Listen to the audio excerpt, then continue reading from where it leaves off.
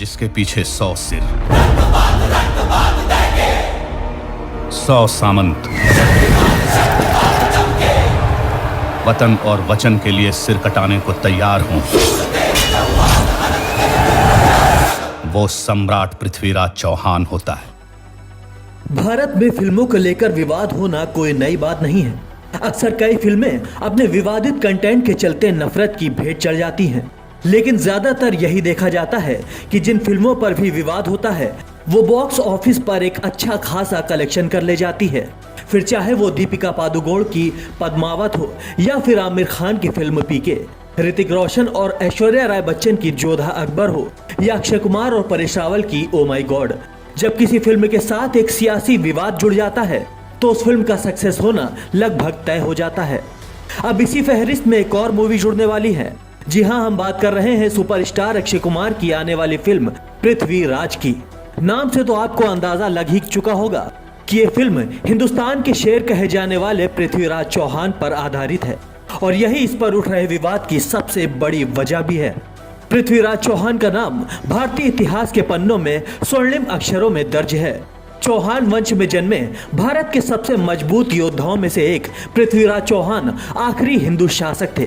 महज 11 साल की उम्र में ही उन्होंने अपने पिता के निधन के बाद दिल्ली और अजमेर का शासन संभाल लिया था और उसे कई सीमाओं तक फैलाया भी था। हालांकि आखिर में वो राजनीति का शिकार हुए और अपनी रियासत हार बैठे।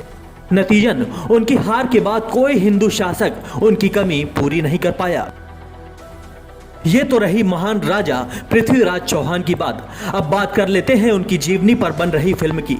फिल्म का 1 मिनट 22 सेकंड का टीजर दर्शकों के बीच आ चुका है। इस फिल्म में अक्षय कुमार महान सम्राट पृथ्वीराज चौहान की भूमिका में दिखाई दे रहे हैं। टीजर में दिखा उनका लुक सबको सरप्राइज करने वाला है। कई बड़े सेलिब्रिटीज ने पृथ्वीराज फिल्म के टीजर को अपने अपने सोशल मीडिया हैंडल पर शेयर किया है। इसी से पता चलता है कि यशराज बैनर तले बनी इस फिल्म कितनी ज्यादा मायने रखती है। लेकिन फिल्म अभी रिलीज भी नहीं हुई है और राजपूत और गुर्जर समाज ने फिल्म पर ऐतराज जताना शुरू कर दिया है। उन्होंने पृथ्वीराज को अपने अपने समाज का सम्राट होने का दावा करते हुए इस फिल्म से जुड़े लोगों को धमकी दी है कि अगर फिल्म में पृथ्वीराज या उनके समाज के इतिहास के साथ किसी भी तरह की छेड़छाड़ की गई तो उसे बिल्कुल भी बर्दाश्त नहीं किया जाएगा। मिहिर आर्मी संगठन के हेड हिम्मत सिंह गुर्जर ने अपने आधिकारिक ट्विटर हैंडल पर यह साफ किया है कि अगर फिल्म में कहीं भी पृथ्वीराज चौहान का अपमान किया गया तो अंजाम बुरा होगा। उन्होंने आखिर में यह भी लिखा है कि यह कोई चेतावनी नहीं है बल्कि एक खुली धमकी है। हालांकि फिल्म को लेकर अक्षय कुमार ने साफ कर दिया है कि मूवी में पृथ्वीराज चौहान के जीवन से जुड़े तथ्यों को वास्तविक रूप में दिखाने की कोशिश की गई है। अब अगर ऐसे में तथ्यों की बात करें तो एक तथ्य ये भी है कि मोहम्मद गौरी ने धोखे से पृथ्वीराज चौहान को हराया था।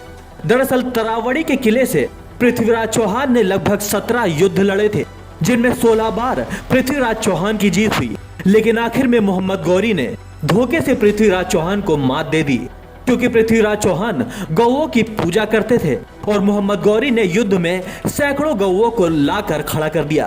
पृथ्वीराज चौहान ने गौ माता को युद्ध में देखकर अपने हथियार डाल दिए और इस तरह उन्हें पराजय का सामना करना पड़ा, जिसके बाद किले पर मोहम्मद गौरी का राज हो गया और पृथ्वीराज चौहान को सन 1192 में इसी किले में मौत के घाट उतार दिया गया। इस तरह एक महान पराक्रमी शूरवीर योद्धा का अंत हुआ। अब अक्षय कुमार की इस फिल्म में पृथ्वीराज चौहान के अंत को किस तरह से दर्शाया गया है ये देखना बेहद दिलचस्प होगा। हालांकि सोशल मीडिया पर लोग अजमेर शरीफ के मोइनुद्दीन चिश्ती को भी इस विवाद में घसीट रहे हैं। एक यूजर ने पूछा है कि क्या इस फिल्म से ये पता चलेगा कि मोहम्मद गौरी को पृथ्वीराज चौहान को हराने में अजमेर शरीफ के मोइनुद्दीन चिश्ती उर्फ गरीब नवाज ने मदद की थी और तब जाकर वो भारत में इस्लाम को फैला सके थे। बहरहाल इन सारे सवालों का जवाब तो फिल्म के रिलीज होने के बाद ही पता चलेगा। बने रहिए द भारत टीवी के साथ।